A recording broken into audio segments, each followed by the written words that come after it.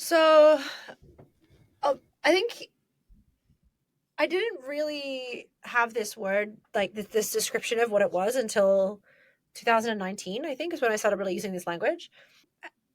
I think I kind of was always doing parts of it. And I actually think quite a few people were doing, like, interested in like agile HR methodologies, like how do we think about more things like squad formations. And so I think like it was existing, but we didn't have like a shared language around it.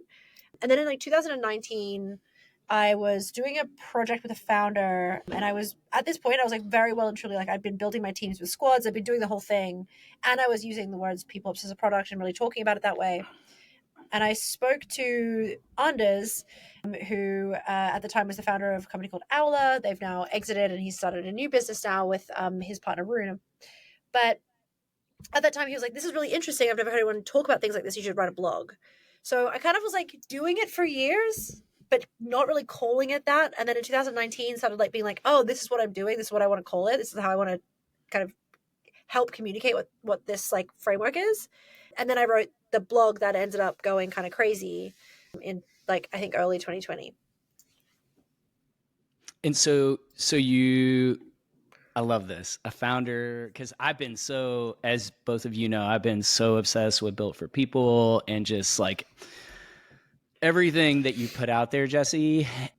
And so I'm just so curious. I want to dig in a little deeper. So, Yeah. so you work with a founder. He's hearing your language, obviously loving what you're doing. You should get this out.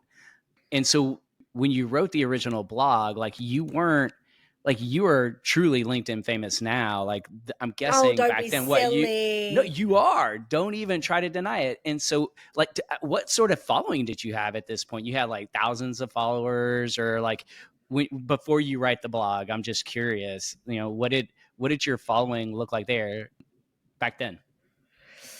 Yeah, I think I probably can like try and dig this up, like by the way, not to brag, but I just crossed 30,000 LinkedIn followers this week, which is maybe that Yes. should have been my good news.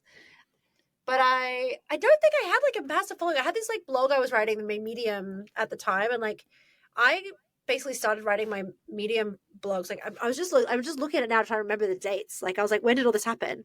I started my Medium blog in 2016, and I'm looking back at the Mm-hmm. first things I posted, which a lot of them are now hidden because I find them embarrassing and mortifying to reread. But I was getting like 400 views per blog at that point. So like by Okay. no means is this like huge, like this is like tiny, tiny little micro blogging numbers. And I was kind of mostly doing it just to like, I'm a really big believer that clear writing leads to clear thinking. Yeah. And if you're posting something that you feel might be read by other people, even if it's only 5 people, that rigor really helps you kind of solidify how you think about that topic, which is why I actually started my blog, was to be like, interesting things I'm wrestling with or problems I'm trying to solve, or things I've implemented, like really writing down like the impact that they've had. I've always found that writing it and publishing it has really helped me kind of get more aligned with my own thinking. So yeah, when I posted the blog in 2020, I'm just looking now, yeah, like early 2020, like it's insanely different. Like it's had like tens of thousands of reads now and tens of thousands of views and shares and things. So it's obviously a very different And space.